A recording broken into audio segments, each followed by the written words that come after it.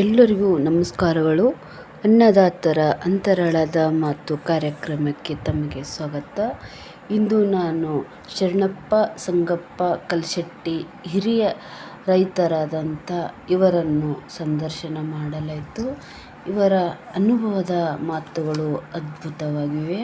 ಸುಮಾರು 78 ವರ್ಷದ ಹಿರಿಯರು ತುಂಬ ಚೆನ್ನಾಗಿ ಮಾತನಾಡಿದ್ದಾರೆ. ಅವರ ಮಾತುಗಳನ್ನು ತಾವು ಆಲಿಸಿ. ಸರ್ ನಮಸ್ಕಾರ. ನನ್ನ ಹೆಸರು ಚಂದ್ರಕಲಾ ಪಾಟೀಲ್ ಅಂತೇಳಿ.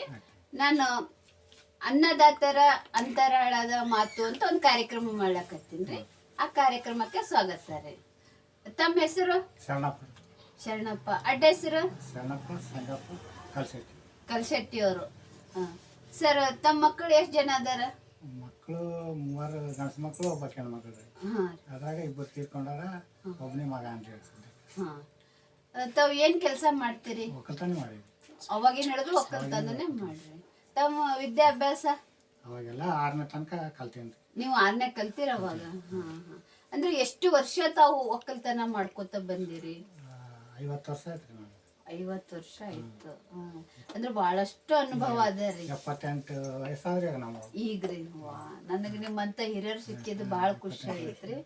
ಈಗ ಹೊಲ ಅದ ಅಂತಂದ್ರೆ, ಈಗ ಹೊಲದಲ್ಲಿ ಬೆಳೆಗಳು ಬೆಳಿತಿರಲ್ಲ, ಯಾವ್ಯಾವ ಬೆಳೆಗಳು ಬೆಳಿತೀರಿ, ಯಾವಾಗ ಬೆಳಿತೀರಿ, ಒಂಚೂರು ಮಾಹಿತಿ ಕೊಡ್ರಲ್ಲ. ಇವಾಗ ಏನ್ ಜೂನ್ ಮಳೆಗಾಲ ಆಗ್ತದಲ್ರಿ, ಆದ್ಮೇಲ್ಕ ಒಂದಿಷ್ಟು ಹೆಸರು ಉದ್ದು ಬೆಳಿತೀರಿ. ಅಲ್ಲಿಂದ ಮತ್ತ ಇದ್ರಾಗ ಅಕ್ಟೋಬರ್ ಡಿಸೆಂಬರ್ದಾಗ ಅವಾಗ ತೊಗರಿ ಬೆಳಿತೀರಿ. ಈಗ ನೀವು ಶುರು ಮಾಡಿದಾಗ ಒಕ್ಕಲ್ತನ ಈಗ ಮಾಡಂತ ಒಕ್ಕಲ್ತನಕ್ಕ ಏನ್ ವ್ಯತ್ಯಾಸ ಅದ ಅಂದ್ರೆ? ಅವಾಗ ಒಕ್ಕಲ್ತನಕ ಇವಾಗಿನ ಒಕ್ಕಲ್ತನಕ ಭಾಳ ಫರಕ್ ಅದ್ರಿ. ಹೆಂಗ್ರಿ? ಅವಾಗ ಕೂಲಿ ಮಂದಿ ಎಷ್ಟು ಮಂದಿ ಬೇಕಾದ್ರೆ ಸಿಗ್ತಿದ್ರು. ಇವಾಗ ಕೂಲಿ ಮಂದಿ ಸಿಗಲ್ಲ. ಭಾಳ ಟಿಪಿಲ್ ಅದ್ರಿ. ಇವಾಗ ಮನೆಯವ್ರು ಮಾಡಿದ್ರೆ ಒಕ್ಕಲ್ತನ, ಇಲ್ಲಾರೆ ಏನಿಲ್ರಿ. ಇವಾಗ ಭಾಳ ಕಷ್ಟ ಅದ. ಭಾಳ ಕಷ್ಟ ಅದ.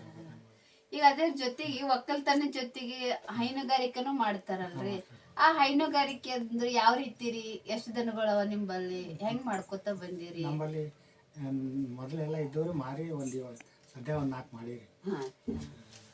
ಅವು ಏನೇನ್ ಕೊಡ್ತಾವ? ಹಾಲದು ಕೊಡ್ತಾವ್ರಿ? ಅದೇನ್ ಮನೆಗೆ ಬಳಸ್ತಾರ, ಬೇರೆಯವ್ರಿಗೆ ಮಾರ್ತಾರೆ? ಮಾರ್ತಾರ.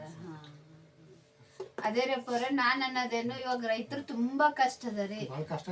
ನಾವ್ ಭಾಷಣದಾಗ ಹೇಳ್ತೀವಿ, ರೈತರ ಬಗ್ಗೆ ಬಹಳ ಒಳ್ಳೆ ಮಾತಾಡ್ತೀವಿ. ಅದೊಂದೇ ಅಲ್ರಿ, ರೈತರ ಮಕ್ಕಳಿಗೆ ಏನೂ ಕೊಡಲ್ಲ, ಬೀಗಸ್ತಾನು ಮಾಡಲ್ಲ, ಬಹಳ ಇರಲ್ಲದ್ರಿ.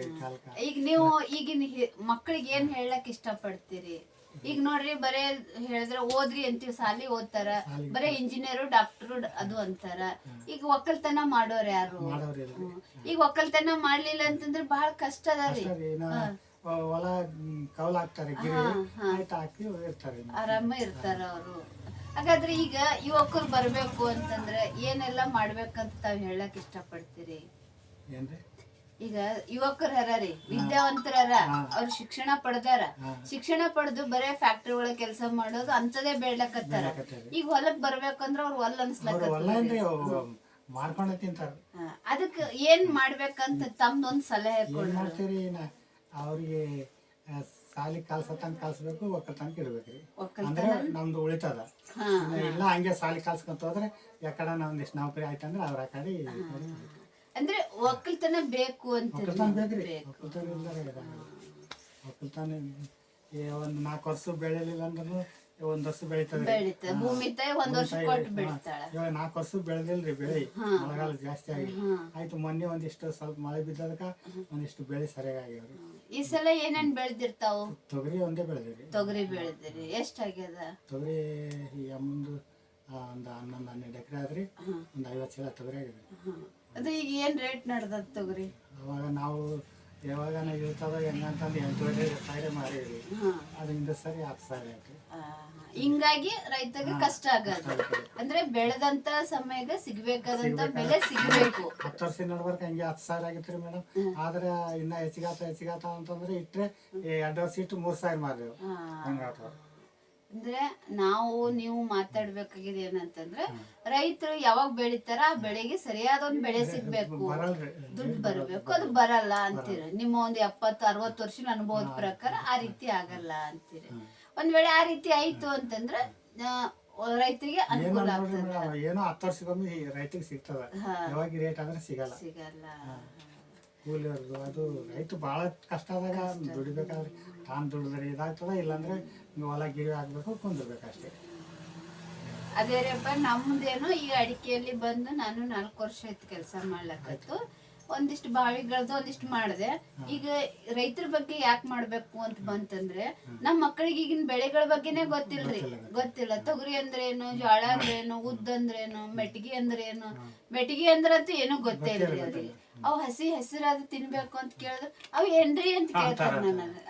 ಹಂಗಾಗಿ ಇದ್ರ ಬಗ್ಗೆ ತಿಳಿಸ್ಬೇಕನ್ನೋದಕ್ಕ ಇದೊಂದು ವಿಡಿಯೋ ಮಾಡಿದ್ದು. ತಮ್ಮ ಒಂದು ಅತ್ಯಮೂಲ್ಯವಾದಂತ ಸಮಯ ಕೊಟ್ಟು ತುಂಬಾ ಚೆನ್ನಾಗಿ ಮಾತಾಡಿದ್ರು. ಇಬ್ಬರು ಮಕ್ಕಳು ದುಡ್ತಿದ್ರಿ, ನಾವು ಇಲ್ಲಿ ಹಳಕ ಹೊಲ ಅದ್ರಿ, ಕವಳಿ ಬೆಳ್ದೇವು, ಶೇಂಗಾ ಬೆಳ್ದೇವು, ಎಲ್ಲ ಬೆಳ್ದೇವು. ಅವ್ರು ಇಬ್ಬರು ತೀರ್ಕೊಂಡ್ರಿ, ಆಯ್ತಾ ಮಗ ಅಂತೂ ಆತ JCP ಆ ಕಡೆ ಅದ್ರ ಮೇಲೆ ಇರ್ತಾನ್ರಿ. ಹಂಗಾಗಿ ಎಲ್ಲ ಬಿಟ್ಬಿಟ್ಟಿವ್ರಿ. ಅಂದ್ರೆ ದುಡಿತಾ ಇದ್ರಂದ್ರೆ ಇನ್ನೊಂದಿಷ್ಟು ಅಭಿವೃದ್ಧಿ ಆಗ್ತಿತ್ತು, ಒಬ್ರಿಗೊಬ್ರು ಸ್ವಲ್ಪ ಆಗ್ತಿತ್ತು. ಇವಾಗ ಜೀತಗಾರಿಗೆ ಇಟ್ಕೊಂಡ್ರೆ ಅವ್ರು ಹೊಲಕ್ಕೆ ಸರಿಯಾಗಿ ಕೆಲಸ ಮಾಡಲ್ಲ ಅವರು. ನಿಜವಾಗ್ಲೂಪ್ಪ, ನಾನು ಹೇಳೋದೇನು, ನಾವು ಸ್ವಂತ ಆಳಾಗಿ ದುಡಿದಾಗ ಅರಸನಾಗಿ ಉಣ್ಬಹುದು ಅಂತ ಒಂದು ಮಾತು. ಅದಕ್ಕೆ ನೀವೆಲ್ಲ ಅರಸರಾಗಿ ಕೆಲಸ ಮಾಡಿದವ್ರು, ನೀವೆಲ್ಲ ರಾಜ ಇದ್ದಂಗ. ಏನ್ರಿ ಕೂಲಿ ಬಾಳ ದುಡ್ದೇವ್ರಿ ನಾವು.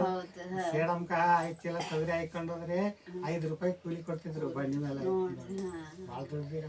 ಅಂದ್ರೆ ಅವಾಗ ದುಡ್ಡಿಗೆ ಅಷ್ಟು ಮಹತ್ವ ಇದ್ದಿದ್ದಿಲ್ಲ, ಕೆಲ್ಸಕ್ಕೆ ಮಹತ್ವ ಇತ್ತು. ಸಾಲನೇ ಉಡ್ತಿದಿಲ್ರಿ, 10 ರೂಪಾಯಿ ಸಾಲ ಕೊಡ್ತಿದ್ದಿಲ್ಲ ಯಾರು. ಇವಾಗ ದುಡ್ಡು ಸಿಗ್ಲಕತ್ತದ.